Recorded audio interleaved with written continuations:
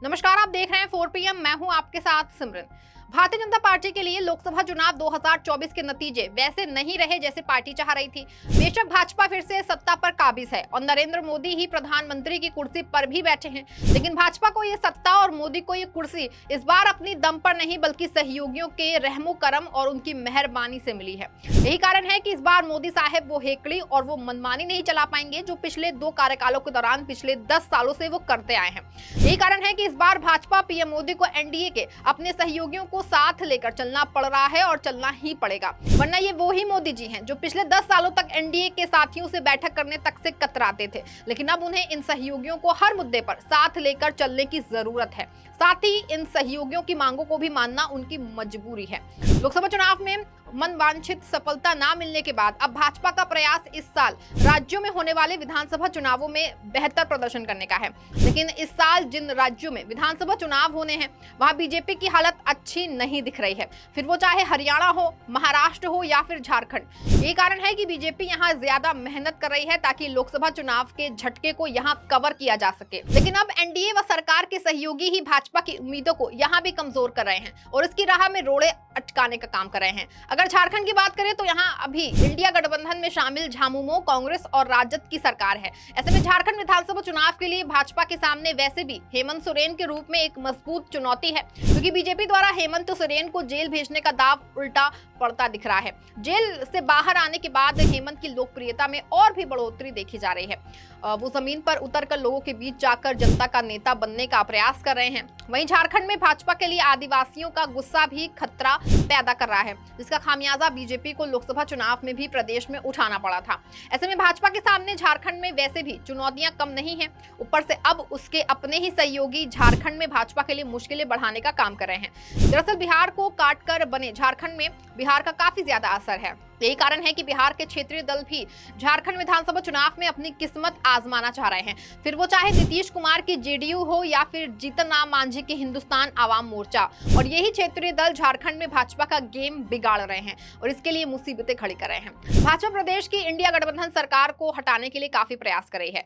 उसने अपने 2 बड़े नेताओं कृषि मंत्री शिवराज सिंह चौहान और असम के मुख्यमंत्री हेमंता बिस्वा शर्मा को राज्य में प्रभारी व सह प्रभारी की जिम्मेदारी सौंपी है। लेकिन चुनाव से पहले प्रदेश में बीजेपी को एक बड़ा झटका लगा है। पार्टी के कद्दावर नेता रहे सरयू राय चुनाव से ऐन पहले भाजपा छोड़कर के जेडीयू में चले गए। बेशक जेडीयू एनडीए का हिस्सा है और केंद्र सरकार में अहम साझेदार भी है, लेकिन चुनाव से पहले एक बड़े नेता का पार्टी से जाना प्रदेश में भाजपा के लिए मुश्किलें खड़ी कर सकता है। भाजपा के लिए ये मुश्किल तब और बढ़ जाती है जब नीतीश की जेडीयू झारखंड में चुनाव लड़ने के लिए अपनी दावेदारी ठोक चुकी है, और सिर्फ जेडीयू ही नहीं बल्कि अब जीतन राम मांझी की पार्टी हिंदुस्तान आवाम मोर्चा यानी कि हमने भी झारखंड में चुनाव लड़ने की इच्छा जता दी है। एनडीए के ही 2 सहयोगियों के प्रदेश में चुनाव लड़ने के ऐलान से भाजपा के लिए झारखंड में मुसीबतें अब और भी बढ़ गई हैं।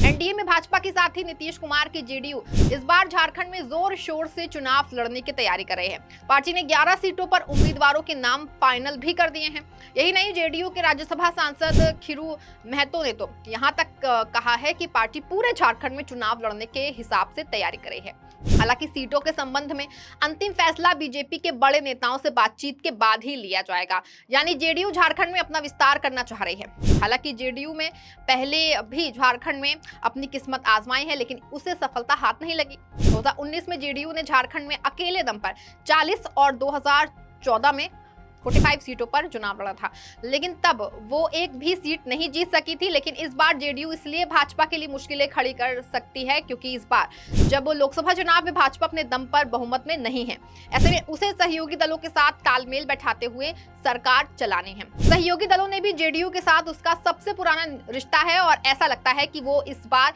झारखंड के पिछले विधानसभा चुनावों की तरह जेडीयू को नजरअंदाज नहीं कर सकेगी, क्योंकि इस बार मोदी की कुर्सी भी काफी हद तक नीतीश कुमार के ही कंधों पर टिकी है।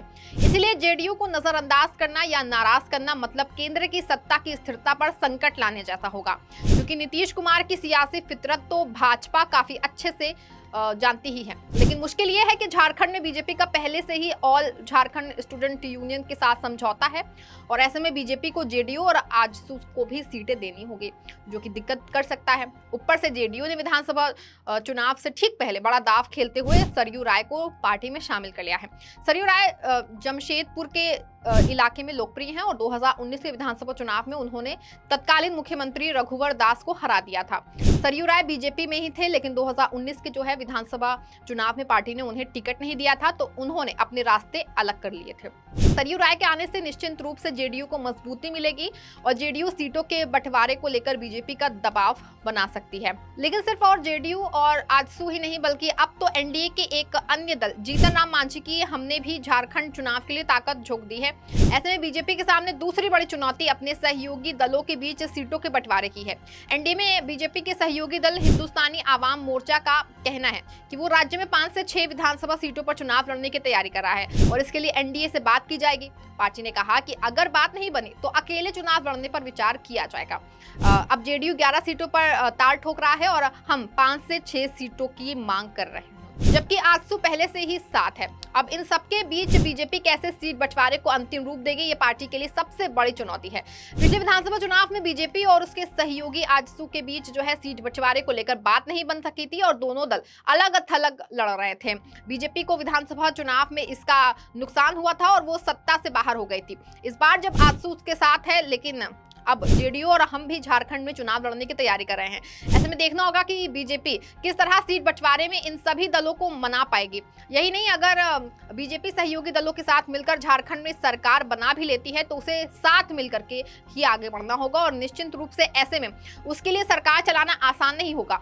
एक और जहां सहयोगी बीजेपी के लिए मुश्किलें खड़ी कर रहे हैं, वहीं दूसरी तरफ प्रदेश में आदिवासी समुदाय की नाराजगी भी भाजपा के लिए दिक्कत की बात है। झारखंड में अनुसूचित जनजाति के लिए लोकसभा की 5 सीटें आरक्षित हैं और इन सभी सीटों पर बीजेपी को इस लोकसभा चुनाव में हार मिली है। इन 5 लोकसभा सीटों में से 4 सीटों पर बीजेपी की हार का अंतर 1.2 लाख वोटों से ज्यादा का रहा। इन 5 लोकसभा सीटों के अंदर विधानसभा की 29 सीटें आती हैं और निश्चित रूप से लोकसभा चुनाव का प्रदर्शन बीजेपी के लिए चिंता का विषय है। यही नहीं, झारखंड में बीजेपी के बड़े आदिवासी नेता और पूर्व केंद्रीय मंत्री अर्जुन मुंडा, पूर्व मुख्यमंत्री शिबू सोरेन की बहू सीता सोरेन और पूर्व मुख्यमंत्री मधु कोड़ा की पत्नी गीता कोड़ा जैसे बड़े चेहरों को भी लोकसभा चुनाव में हार का मुंह देखना पड़ा। ऐसे में आदिवासी वर्ग की नाराजगी भाजपा के लिए बड़ी मुसीबत की बात है। झारखंड में भाजपा के साथ एक दिक्कत ये भी है कि पार्टी के पास कोई बड़ा चेहरा या बड़ा नाम नहीं है जो लोकप्रियता में मुख्यमंत्री हेमंत सोरेन को टक्कर दे सके।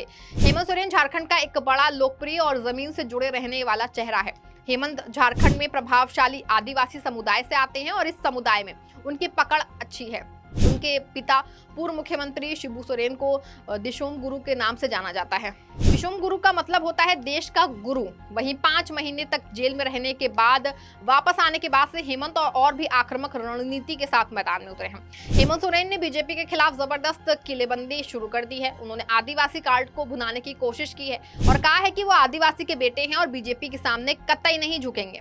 ऐसे में हेमंत सोरेन के साथ लोगों की सिंपैथी और जुड़ गई है, जिसका लाभ भी हेमंत और झामुमो को विधानसभा चुनाव में मिल सकता है। हालांकि बीजेपी ने प्रदेश में चुनाव से पहले एक बड़ा दांव खेलते हुए आदिवासी समुदाय से आने वाले बाबूलाल मरांडी को झारखंड का प्रदेश अध्यक्ष बनाया ताकि आदिवासी वर्ग को लुभाया जा सके। इसके अलावा बीजेपी के पास अर्जुन मुंडा जैसे बड़े आदिवासी चेहरे भी हैं, लेकिन लोकप्रियता के मामले में बीजेपी को किसी ऐसे नेता की तलाश है जो हेमंत सोरेन का मुकाबला कर सके, जो फिलहाल भाजपा के पास नजर नहीं आ रहा है। ऐसे में अब देखना होगा कि भाजपा इन सभी चुनौतियों से कैसे झारखंड को में पार कर पाती है। साथ ही सबसे बड़ा सवाल ये भी है कि बीजेपी अपने सहयोगी दलों को कैसे झारखंड में सेट करती है और उन्हें मना भी पाती है, क्योंकि जेडीयू जैसी सहयोगी केंद्र में भी अहम भूमिका में है। इसलिए भाजपा नीतीश कुमार को नाराज नहीं करना चाहती है। हाँ, अब उन्हें साथ लेकर कैसे सीट बंटवारे को अंतिम रूप दिया जाएगा, ये देखने वाली बात तो जरूर होगी। या फिर क्या नीतीश एक बार फिर केंद्र में अपनी ताकत का इस्तेमाल कर भाजपा के ऊपर दबाव बनाने में कामयाब हो पाएंगे और अपनी मनमर्जी की सीटें हासिल कर पाएंगे। इन सभी बातों को लेकर भाजपा के लिए ये खिचड़ी सरकार चलाना आए दिन मुश्किल होता ही जा रहा है, क्योंकि केंद्र के साथ साथ अब राज्यों में भी सहयोगियों ने भाजपा के लिए मुसीबतें खड़ी करना शुरू कर दिया है। फिलहाल देखना है कि भाजपा इन सब मसलों से कैसे निपटती है। इस खबर में फिलहाल बस इतना ही। ऐसी तमाम राजनीतिक खबरों के लिए बने रहें और जुड़े रहें 4PM के साथ। धन्यवाद।